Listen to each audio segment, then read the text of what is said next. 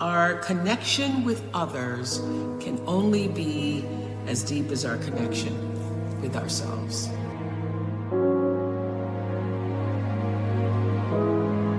There perhaps is no time in recent memory when it's more necessary to actually cultivate empathy and connection in order to make sense of the profound changes that we're all undergoing.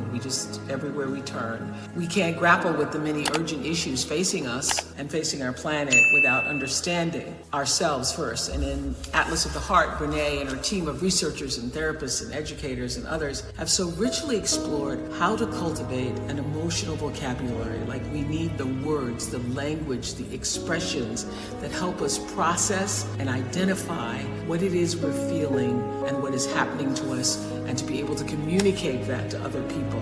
And what they've discovered is that without that, we won't find the solid ground within us that gives us the courage and the confidence to embrace love, to embrace happiness and our own vulnerability, to face and transcend our pains, or to navigate the great uncertainty that is the human condition. So in Brené's words, she says, with an adventurous heart and the right maps, we can travel anywhere and never fear losing ourselves, even when we don't know where we are. I just love that. The solid ground, the anchor we're searching for, is connection, and it is within each of us. But to forge meaningful connections with others, again, we have to first connect with ourselves. And I know we're doing a lot of connecting this week with family and friends. We have to establish a common understanding of the language of emotions and human experience in order to do that. So as you're trying to figure out, what do I do? How should I do it? First of all, I will say this, that when you don't know what to do, my girls have heard this over 100 times. When you don't know what to do, you do nothing.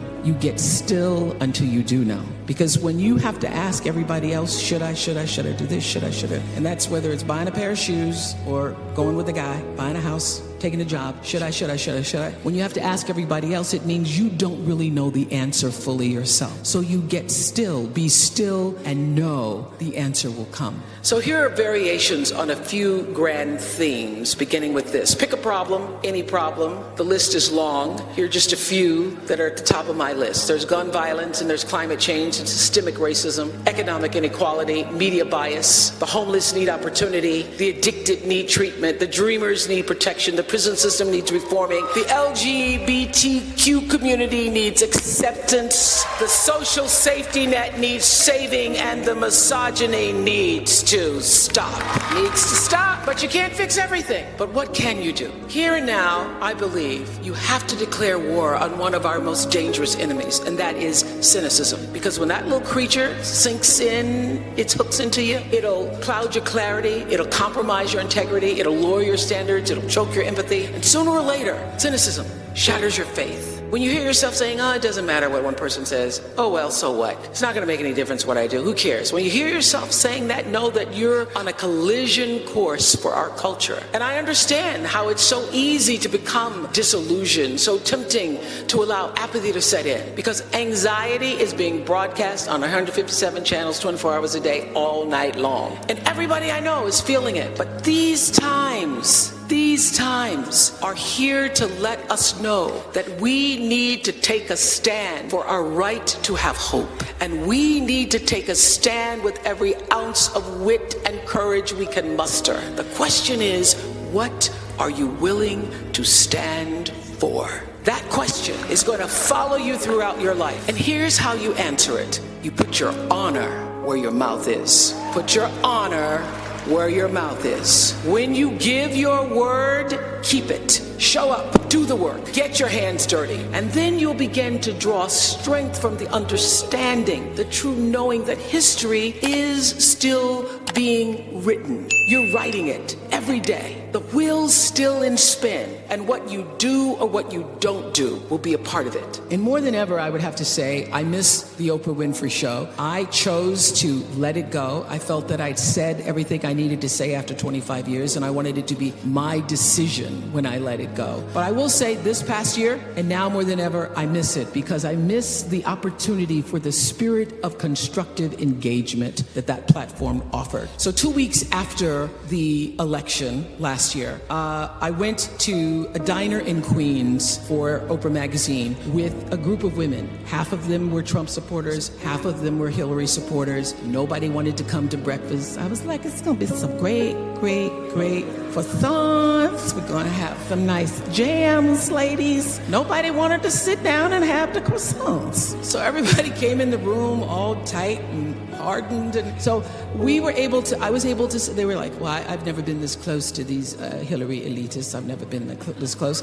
And there other people were saying, well, I never sat this close to Trump supporter before, but we're gonna do it. I will tell you, after 2.5 hours, I had those women not only eating croissants, sitting around the table, listening to each other's stories, hearing both sides. And by the end, they were holding hands, exchanging emails and phone numbers and singing Reach Out and Touch. We're all pretending to be Diana Ross, which means it's possible, it can happen. So I want you to work in your own way to change the world in respectful conversations with others at a rate and a rhythm that's in tune with the source from which you have come, your truth. And I want you to enter every situation aware of its context, open to hear the truths of others, and most important, open to letting the process of changing the world change you. That is the spirit of constructive engagement. So that's the goal, to be a compassionate woman of substance, to be committed, to have constructive engagement, to live this life of substance.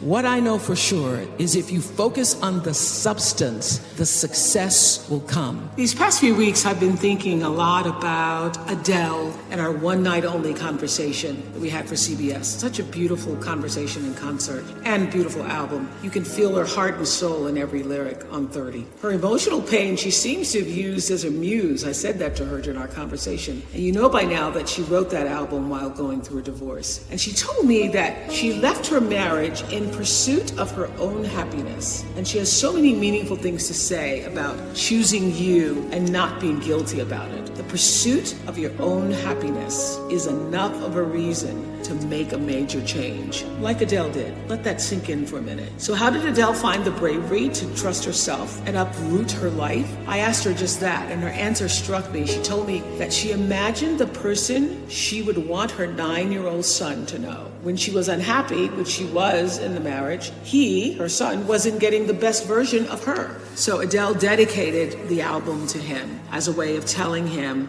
what she was going through. So, of course, Adele's situation is specific to her, but the greater lesson can apply to just everyone. So many women stay in miserable situations, whether it's their job, their friendships, romantic relationships, and even encounters with family members because they don't feel they have the strength or the right to let go. They might feel scared to put themselves first, to listen to that voice that's in your spirit saying, do what's best for you, make the change. The best thing I gathered from this new 30 album, along with being soothed by the music, it's such a great album, is an even more compelling understanding that choosing happiness for yourself is what truly allows you to begin bringing happiness to other people. So during the holiday season, we've already been conditioned to give and give and give and give and give and give and give to others, but it's important to make time for yourself too. That care is the gift you give to yourself. And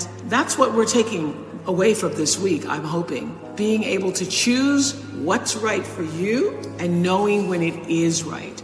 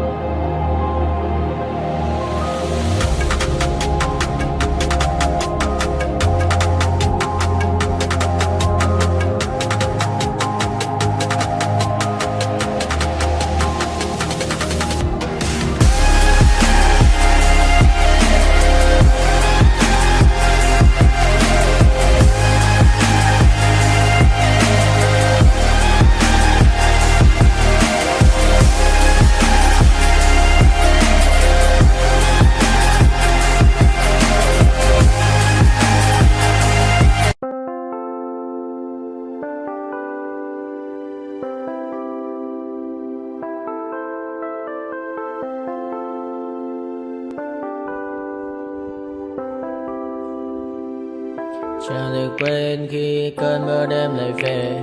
Em đã quên lời thề và ta như đông chìm sâu. Không còn mơ em anh nhận màu. Em chỉ cần mơ đâu em bay. Chỉ còn là những cơn mưa vô giá. Cho bên mơ em không mơ anh. Anh một đêm mơ chỉ cần bên em không được cần nhớ. Và chỉ có em không còn nhớ. Và người ta bên nhau như ngã tớ. Muốn nhớ về say em chỉ có mấy em ở đây. Và anh như muốn chết đi nhưng không muốn em mơ mày. Tình yêu làm cho ta đau đầu. Không em như nằm hâm mộ. Anh như đứa mong cầu. Và vui bên em hôn sầu. Chào các bạn bạn em mơ. Chỉ có bên em nhưng là khó mơ. Em mà đang dài. Em muốn bên ai. Anh không mong gì hơn. Chỉ mong em sẽ ở đây ôm anh thật gần. Anh chỉ mong đôi ta được có nhau. Mà đừng em đâu anh có em. Một đêm bên anh có em. Ta sẽ trao nhau môi hôn thật sâu. Ôm anh. I know you told your friend you're not okay. And tell me what's wrong and why you never said you felt that way. And guess you're trying to stay strong and fake a smile until I look away. But I've known you too long, it hurts to watch your blue eyes fade to gray as you fade away. As you fade away. Yeah, I'm about to fade away. Cause every time I wake up I feel like it's Monday. Something's going wrong with all the chemicals up in my brain. All of a sudden I don't look at anything the same way. Got a build up of my thoughts sitting in an ashtray. I'm sorry that I'm so inconvenient, okay. Just let me be me and I'll stay out of your way. I can see the way you look at me, I'm such a disgrace. I never really asked to be brought into this place. You wanna love me? Well then baby I have a taste. All the highs and the lows, no you'll never be the same. I don't really wanna hurt you but I can't control the pain. If you're sticking by my side maybe we could be okay. Okay, maybe you could be the change I need today. I promise that I've never felt this way. I really hope that you will choose to stay through all the pain. I know you told your friend you're not okay. And tell me what's wrong and why you never said you felt that way. And guess you're trying to stay strong and fake a smile until I look away. But I've known you too long, it hurts.